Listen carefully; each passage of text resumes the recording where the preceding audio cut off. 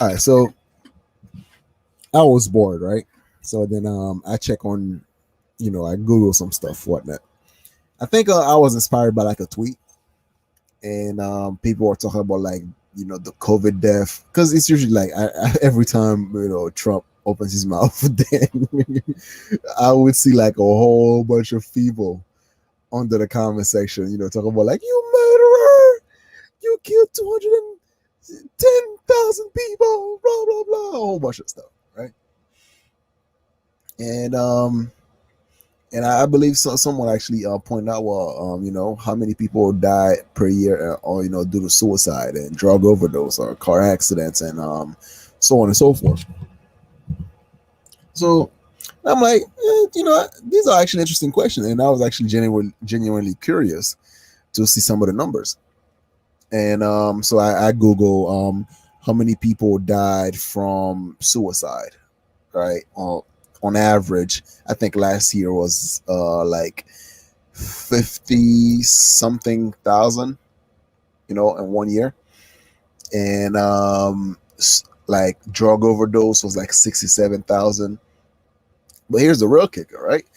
For medical malpractice, right? On average, there's about 250,000 people that die each year from medical malpractice, right?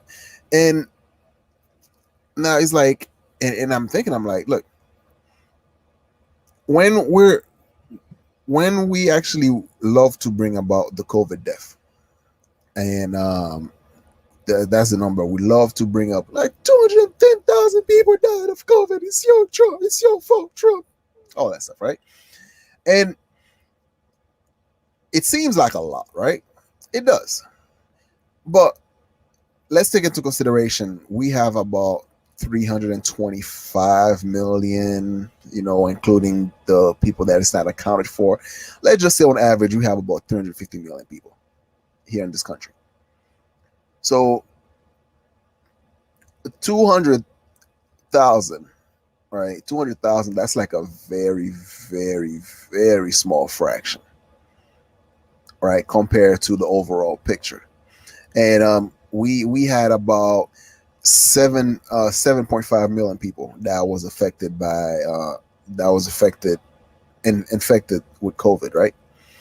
So that's about like what 2%, you know, two point change percent of the population that is affected by COVID. And then now, once you also take out the 200,000 out of that 7.5 million, that also gives you like I think 2.5% of the death rate of the infected. And the thing is, the more people that come across as infected, the more it drastically reduce the percentage rate of the number and whatnot. But there's also the complexity of a lot of these cases had to do with comorbidity, which means that like when people are have more than one disease at the same time.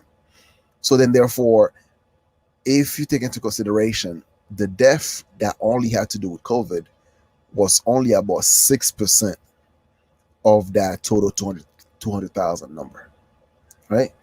So 6% of 200,000, that's about, well, 6% of 100,000, that's 10,000. 6% of 200,000, so that's what, 20,000 people. Oh wait, that's no, that's not right. That's not right. No, if 6% of 100,000, that's 6,000. Then of 200,000 would be 12,000. So yeah, so we're looking at about like 12,000. Just to be fair, let's just round it up to like 14,000, right? So that's like about 14,000 people that actually died just off of COVID alone, right? But my point is this: nobody cares. We pretend that we care because the media tell us to care. Because if we have, if the number was actually the thing that was driving our anger, then how many of these patients were killed due to medical malpractice? 100,000 of them? 200,000 of them? Who knows?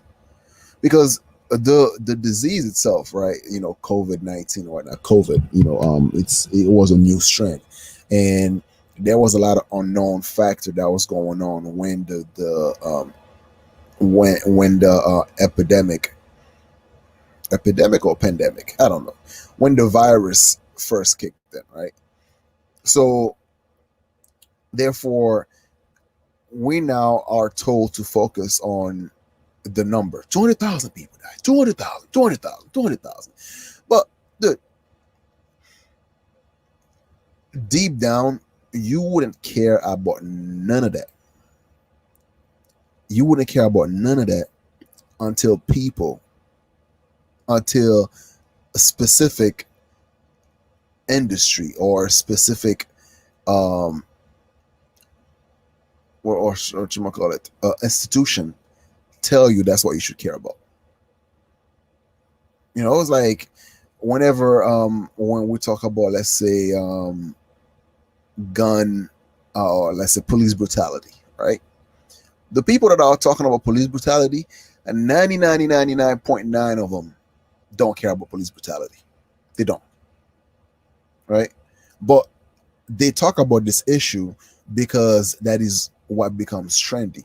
The same reason why when being part of the conversation or being part of the argument, and then I would bring things such as what about black on black crime? That's also like, do I really care about black on black crime? No, I don't. It's just a counter argument to the argument that is being taking place in the society and the culture. So it's like, I cannot claim to be or to care so much about black on black crime, because the only time I really bring it up is when people talk about police brutality. And I bring it up as a way to counter the argument that they really don't care about police brutality, because it's such a minuscule number that it doesn't even create a dent to, it doesn't feel proportionate to be burning buildings and ruin people's livelihood over, most of the time, criminals. Those who actually took the risk, broke the law, and during the process of getting arrested, and then something bad happened, which sucks. But at the end of the day, it is a risk those criminals are taking, the same way that the argument is, well, a police officer is taking risks, so that's why. Listen, a lot of these arguments doesn't matter. The death, the COVID death doesn't matter. The medical malpractice, 250,000, doesn't matter. None of these things really matter.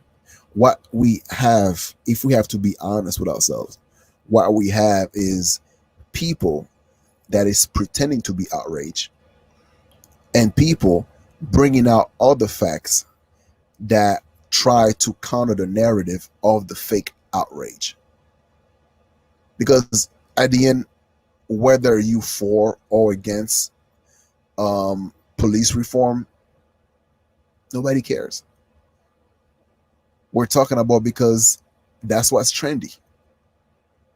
Whether you for or against the lockdown, nobody cares. We're talking about because that's what's trendy. Whether you for or you against the riot, nobody cares. I mean, we have to be honest with ourselves, man. We do. Like political discussion is fun. Political discussion is fun, and sometimes we talk about these things because it's I dare to say it, that we want to actually make sure our side have the better argument. All right. And don't get me wrong. It's like, I'm seeing some of the discussion, like people get very emotionally invested in those conversations. Some of the, like, I mean, dude, I had a guy I was cool with, and we stopped talking over like something petty because of our differences of opinion. Like, people are very emotionally invested in these conversations, you know. And it's like, to think that, like, it's like take to take certain to take some of these things this personal is just like, maybe it's me, because I try to look at things from a, like a third point of view, like a bird's eye view. Like, even Haiti, like, I can be passionate about Haiti, right? I like, um I sometimes like doing research on Haiti, which I think I should actually speak on those topics a lot more, right? I should. But even Haiti, when I look at the state of Haiti and how it is and all that stuff, right? It's like, I still speak on it, not like, I don't get emotional about it. Like, I do understand that Haiti could be is in a bad situation, and a lot of that have to do with due to the failures of the political class, and also the people has a lot to blame. The lack of leadership and whatnot. Because, and then I also now use some of the situation that's going on, or some of the state of Haiti, and actually compare that to some of the situation that I see here in the United States. Because, like, all right, I'm going on a bit of a tangent here, right? So let's talk about Haiti. Um, the lack of leadership that has to do with Haiti is due to the fact that people are more power hungry than they are or than they are actually try to fix anything. So then what tends to happen is, whenever they come across those who try to fix the situation for the better, and these individual becomes a threat to their power, a threat to their dominance in that society, so they find ways to either sabotage, or even go as far as even murder that individual. So usually when we take a look of Haiti's history, what we tend to have is, because of the lack of opportunity, as well as some of the sabotage that's been going on. So the elite class, or people, or those with potential that are actually able to do something to change the situation in Haiti, actually gets kicked out, or they get exiled from their own society. And what you have left are those who are constantly on a survival mode, and they develop that mindset of, well, I'm gonna take advantage of the situation as soon as possible, because I don't know when the next time I'm gonna have an opportunity like this, right? So then you have the corruption that goes from top to bottom. You have the top politicians are corrupt. As soon as there's some sort of aid, there's some sort of budget that is due to that is for a certain project, let's say building a hospital or building roads or something of that sort, they then due to their corruption, they just take and take and take that money, so nothing gets done. And the people themselves, they also have that type of mentality where, as soon as they have the opportunity to actually milk someone for what it's worth, they take advantage of it, right? So now that kind of makes it a bit difficult for people that want to come through and invest in their country, because of due to the lack of security, because of the corruption that takes place, and all so on and so forth, right? And then if we're looking at, let's say, the Black community, which where, as soon as someone is somewhat different, who doesn't abide by the same um monotheistic mindset, is it monotheistic? I think I'm using this as in the wrong terminology. But anyway, like the same hive mind. As soon as you step outside of the same hive mind, all of a sudden that's when you know you are a coon, you are Uncle Tom, you are a sellout. You will get cast. You get cast away from you know from the so-called community, and now therefore like some of the opportunities that you could actually bring into your own people, now you end up setting up shop elsewhere, right? And then now the same people that actually were a main factor as to why you became outside of that culture are also the same one complaining, talking about, oh man, you know what, you wanna um there's no opportunity out here. There's you know these people, they're going to the black, they're going to the white neighborhood and set up shop there. They, it's like they are abandoning the community. And it's like it's the same thing. It's look like nobody cares. At the end of the day, like people try to do things that is mostly advantage towards them, and if it can actually brings about, if it can actually benefit other people as well, that's a bonus. But at the end of the day, it's like it's self-interest always takes precedence. So it's the same thing with the all these death toll and all that stuff, right? The reason we bring up this conversation, not because we actually care. We don't care about the COVID death. We don't care about the medical malpractice. We don't care about the police brutality. We don't care about none of that stuff. We only bring it up because that is something that's actually gonna help our side win. That's it. There's nothing to it. Like, you think Joe Biden care about the 200,000 people that died from COVID? No. Did those 200,000 people really die from COVID, or they die from something else and then they just chuck it in as COVID? I just for insurance purposes, let's just making sure that we get paid for our services. Silly peasants. You know, it is what it is. And it's like, and I know for those who are emotionally sensitive, right, they might see this as a harsh reality, but that it is what it is. It is a harsh reality, you know. And yeah, at the end of the day, is this: every time here's under one of the things that I also wanted to bring up, right? Isn't it kind of interesting? As like, if you have the chance, you actually gonna get to see this pattern, right? The same people, right? The same people that are